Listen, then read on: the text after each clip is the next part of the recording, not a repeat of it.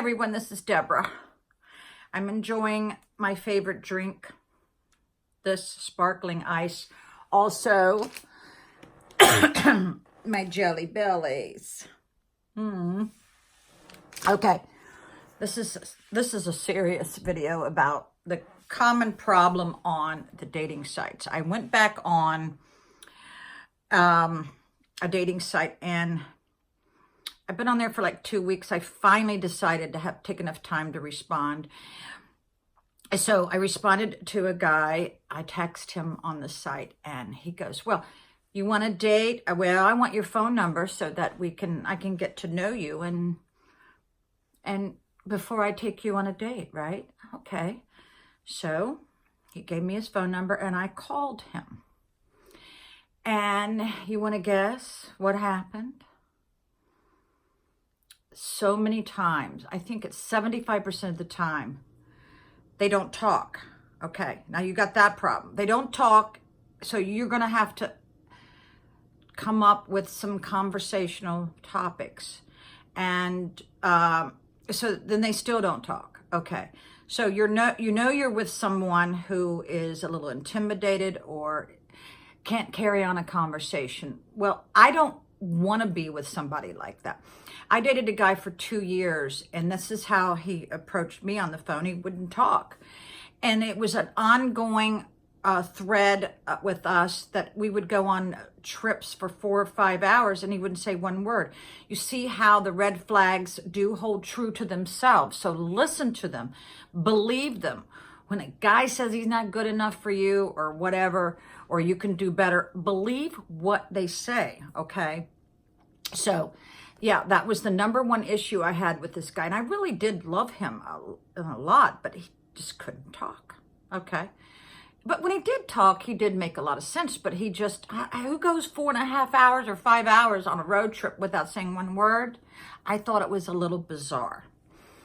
Okay, so here's the other problem on the dating sites.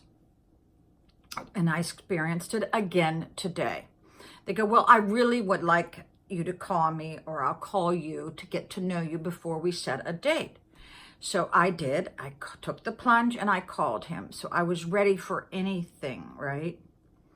Now remember, he wanted to get to know me. 20 minutes into the phone call, he's still talking about himself. Okay. I have learned when you can't get a guy or a girl to shut up because they're a narcissist. It's all about them. So, huge red flag, stay away from them people. If he really wanted to get to know me, he would have asked questions and to see if we clicked on the phone. But let me tell you, it's very hard to judge people on the phone. Let me get that out there.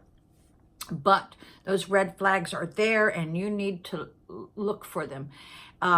So then he goes, okay, after he talked about himself for 20 minutes, he goes, okay, let's set a date. And you know what I do? I throw it right back at him, what he said to me first. I said, oh, well, you still don't know anything about me, and you're the one who said you wanted to get to know me before we did plan a date. So when I threw that back at him, because this is what he wanted, then he got a little rattled because he realized that he really should not have been so stuck in the mud about this, So be careful what you wish for. If you tell someone that you want to talk to them first and get to know them, then really get to know them and don't talk about yourself the whole time.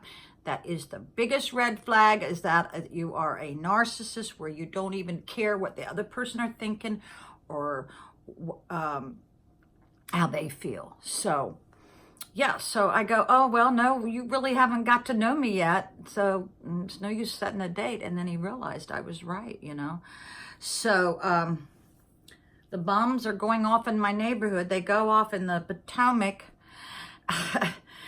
Okay, and this is another thing the guy did. He talked about how he really can't date because he has a job that takes him to Canada.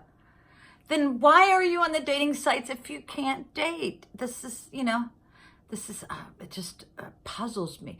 I think what does it do? It feeds the ego. It feeds the ego, you know. There you go.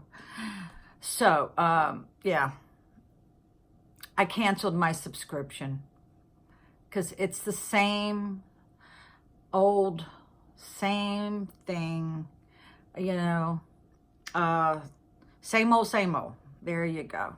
So, bye everyone. I hope you learned something from this.